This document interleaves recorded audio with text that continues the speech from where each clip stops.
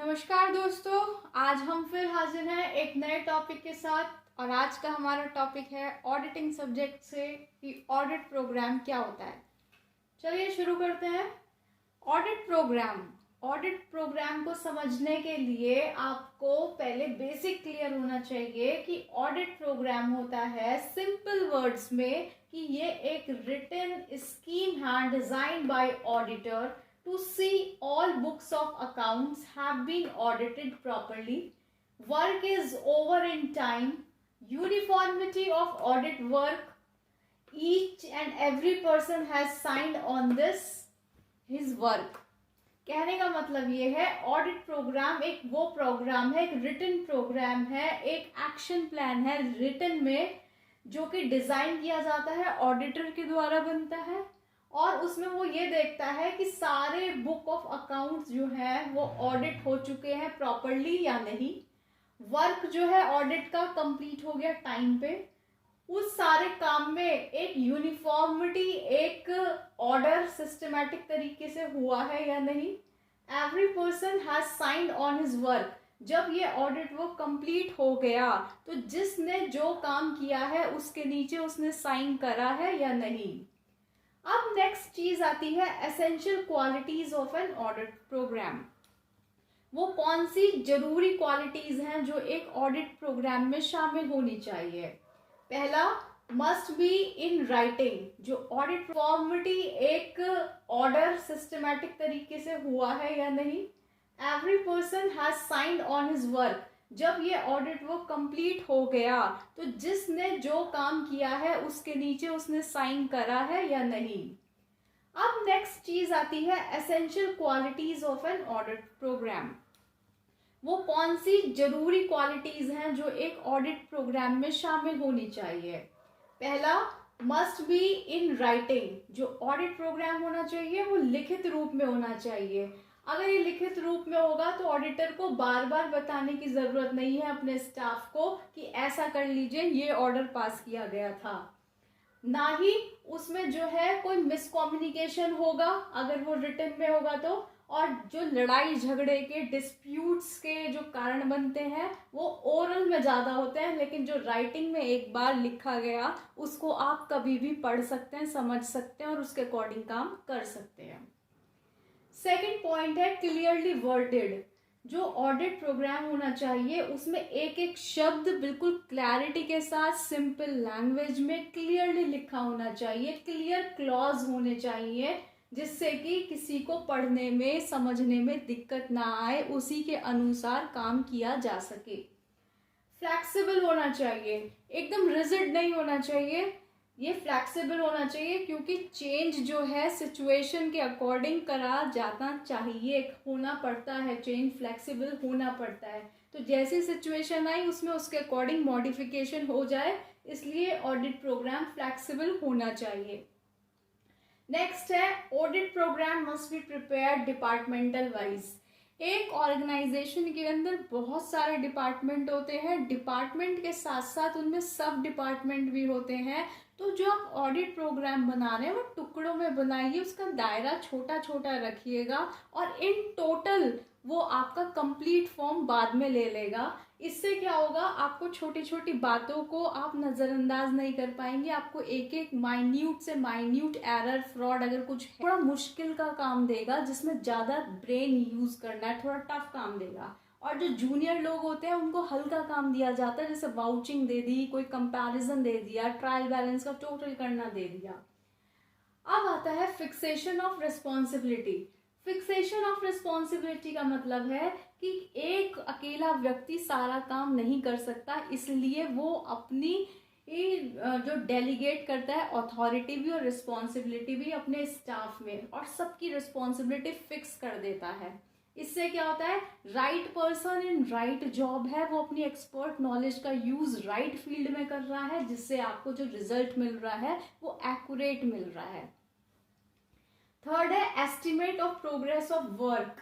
Time पे काम की कितनी प्रोग्रेस हुई है, कितना काम हो गया है, कितना रह रहा है, कितना हो जाना चाहिए था अब तक, क्या स्पीड है, वो रिव्यूड होनी चाहिए और प्रोग्रेस जज करनी चाहिए कि जो रिजल्ट आ रहे हैं अभी तक वो पॉजिटिव है, सही है, एज पर एक्सपेक्टेशन है या नहीं।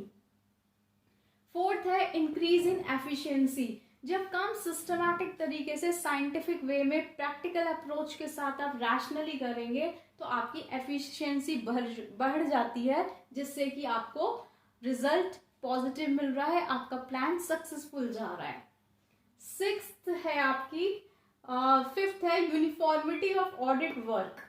जो आपके ऑडिट का काम चल रहा है उसमें यूनिफॉर्मिटी भी देखी जाती है। क्यों? क्योंकि आप उसमें प्रीवियस ईयर के डाटाज को यूज कर रहे हैं, उनका कंपैरिजन कर रहे हैं, एक ट्रेंड सेट कर रहे हैं, ट्रेंड देख रहे हैं कि क्या ट्रेंड चलता आ रहा है, जिसके बेसिस पे आप ग्राफिकली रिप्रेजेंट कर रहे हैं कि ग्रोथ चार्ट या उसका स्लोप जो है किधर की तरफ जा रहा है और आगे आने वाले टाइम में क्या एक्सपेक्ट किया जा सकता है। Next comes the change in audit staff. In case कोई ऐसी इमरजेंसी आती है कि किसी ऑडिट के स्टाफ मेंबर को बीच में छोड़ के जाना पड़ता है काम खत्म करने से पहले ही, तो इस केस में आप जो है उसका जो अधूरा काम है वो किसी और को सौंप सकते हैं without any change in full audit program. बीच में ही आप उसको चेंज कर देंगे इजीली। सेवेंथ है proof in the court in favour of auditor. ये जो ऑडिट प्रोग्राम है ये रिटन में होता है और ये एक तरीके का प्रूफ बन जाता है ऑडिटर के फेवर में। क्यों? अगर केस बनता है कि किसी ने एम्प्लॉयर ने चार्ज कर दिया ऑडिटर को कि इसने ब्रीच ऑफ ड्यूटी करी है, इसने नेग्लिजेंस काम किया जा सके। फ्लेक्सिबल होना चाहिए, एकदम रिजिड नहीं होना चाहिए, ये फ्लेक्सिबल होना चाहिए क्योंकि चेंज जो है सिचुएशन के अकॉर्डिंग करा जाना चाहिए, होना पड़ता है, चेंज फ्लेक्सिबल होना पड़ता है। तो जैसी सिचुएशन आई उसमें उसके अकॉर्डिंग मॉडिफिकेशन हो जाए, इसलिए ऑडिट प्रोग्राम फ्लेक्सिबल होना चाहिए।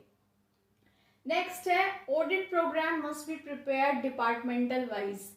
एक ऑर्गेनाइजेशन के अंदर बहुत सारे डिपार्टमेंट होते हैं, डिपार्टमेंट के साथ साथ उनमें सब डिपार्टमेंट भी होते हैं। तो जो आप ऑडिट प्रोग्राम बना रहे हैं वो टुकड़ों में बनाइए, उसका दायरा छोटा छोटा रखिएगा और इन टोटल वो आपका कंप्लीट फॉर्म बाद में ले लेगा। इससे क्या होगा, आपको छोटी छोटी बातों को आप नज़रअंदाज नहीं कर पाएंगे, आपको एक एक माइन्यूट से माइन्यूट एरर फ्रॉड अगर कुछ एग्जिस्ट कर रहा है वो क्लियर हो जाएगा। तो आपको ऑडिट प्रोग्राम एक डिपार्टमेंटल वाइज, सब डिपार्टमेंटल वाइज अलग अलग इंडिपेंडेंट बनाना चाहिए। फिफ्थ है fixed responsibility of each staff relating to audit work. आप जो डेलीगेशन ऑफ अथॉरिटी कर रहे हैं, रिस्पॉन्सिबिलिटी अपने स्टाफ को दे रहे हैं, वो फिक्स्ड होनी चाहिए हर स्टाफ मेंबर की ऑडिट वर्क्स में जो लिप्त है। Checking from beginning to end to detect errors and frauds. आपको शुरू से लेके एंड तक चेकिंग करनी चाहिए। इससे क्या होगा, आप जो एरर्स अगर एग्जिस्ट कर रहे हैं, कोई फ्रॉड अगर किया गया है तो वो पकड़ में आ जाएगा। अगर आप सिर्फ आउटलाइन तरीके से करेंगे तो फ्रॉड और एरर्स डिटेक्ट नहीं हो पाएगा।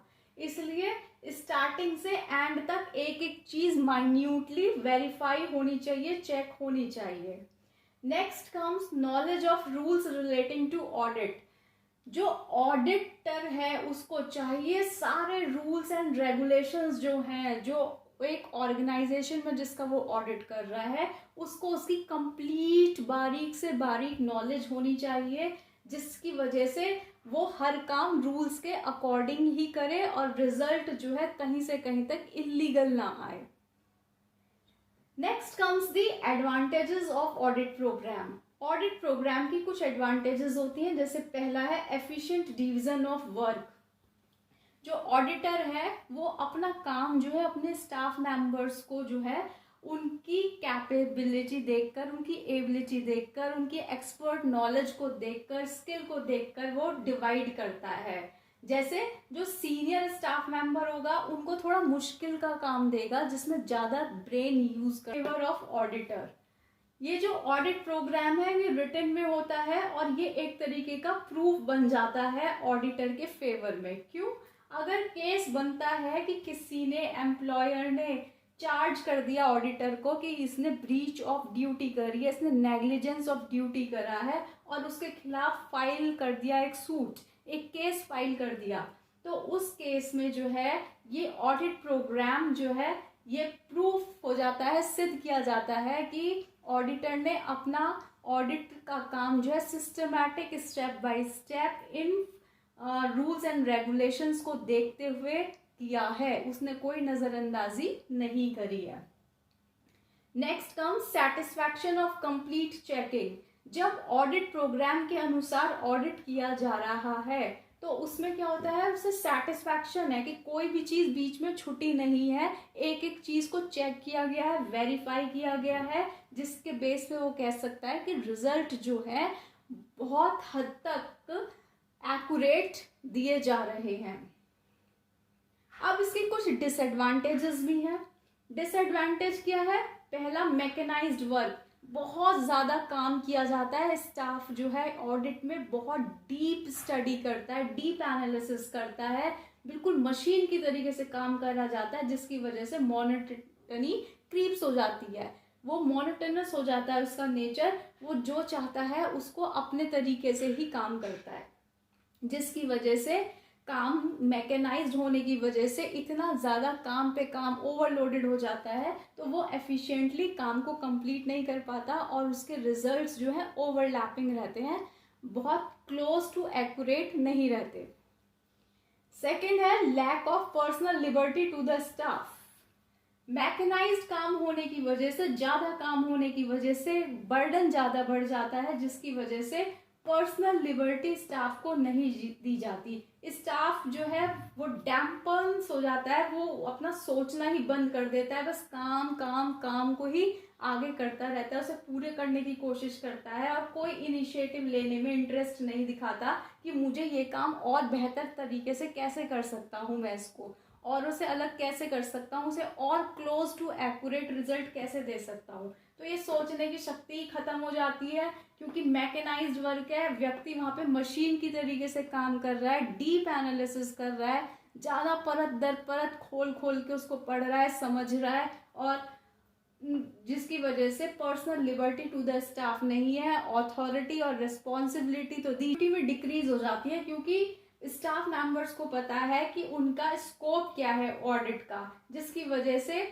उस स्कोप को बिना टच करे ही वो आगे का कुछ नहीं सोचते और काम जो है केयरलेसली करते हैं, क्योंकि उन्हें पता है कि इसका अल्टीमेटली क्या दायरा है, इससे बाहर जाने की ज़रूरत ही नहीं है, इससे आगे सोचने की कोई ज़रूरत ही नहीं है, ऐसी उनकी थिंकिंग हो जाती है। और डिक्रीज इन मॉरल ड्यूटी की वजह से रिजल्ट्स जो है बहुत अच्छे नहीं मिल पाते, जो मिल सकते हैं। No detection of frauds and errors, ये भी दिखाया गया है इसमें डिसएडवांटेजेस में कि ऑडिट प्रोग्राम के बेस पे जब ऑडिट किया गया तो उसमें फ्रॉड्स एंड एरर्स ऐसा जरूरी नहीं है कि आ ही जाते हैं निकल के।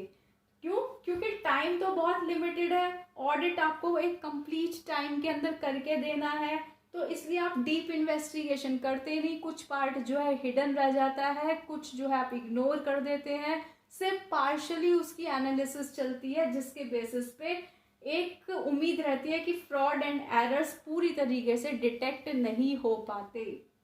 जब फ्रॉड एंड एरर डिटेक्ट नहीं होंगे तो रिजल्ट आपको पॉजिटिव नहीं मिलेगा, 100% आउटपुट आप नहीं दे पाते, ट्रू पिक्चर आप नहीं दे पाते। लैक ऑफ इलास्टिसिटी, जिस तरीके से एक ऑडिट प्रोग्राम बनाया हुआ है वो पुराने हिसाब से ही चल रहा है, उसमें कोई चेंज नहीं देखा जा रहा, कोई मॉडिफिकेशन नहीं देखा जा रहा, तो वो पुराने उन्हीं रूल्स रेगुलेशन को फॉलो कर रहे हैं, उसमें मॉडिफिकेशन और हो सकता है, उसमें इम्प्रूवमेंट हो सकता है, लेकिन इम्प्रूवमेंट नहीं देखा जा रहा। जबकि आजकल का टाइम चेंज का टाइम है, सिचुएशन बदलती रहती है, तो सिचुएशन और सर्कमस्टांसेस के अकॉर्डिंग आपको अपने वर्किंग ऑपरेशंस में भी चेंज करना चाहिए, अपनी स्ट्रैटेजी में भी चेंज करना चाहिए। जब आप डेवलपमेंट करेंगे, एक नई चीज़ आएगी निकल के, तभी आपकी एफिशिएंसी और ज़्यादा बढ़ेगी। तो लैक ऑफ इलास्टिसिटी की वजह से जो है फ्लेक्सिबिलिटी नहीं है, डायनामिक नेचर नहीं है, जिसकी वजह से आउटपुट आपको इससे अच्छा नहीं मिल रहा है। Last but not the least is the expensive method. ये जो ऑडिट प्रोग्राम्स बनाना है, डिज़ाइन करना है, तो बहुत टाइम टेकिंग है, बहुत टाइम कंज्यूम हो जाता है और जब टाइम ज़्यादा कंज्यूम हो जाता है तो इसमें एक्सपेंसिव भी बढ़ जाते हैं। तो ओवरऑल जो है ये पूरा बहुत खर्चे का प्रोसेस बन जाता है, जो कि ऑर्गेनाइजेशन के लिए एक निगेटिव इम्पैक्ट देता है।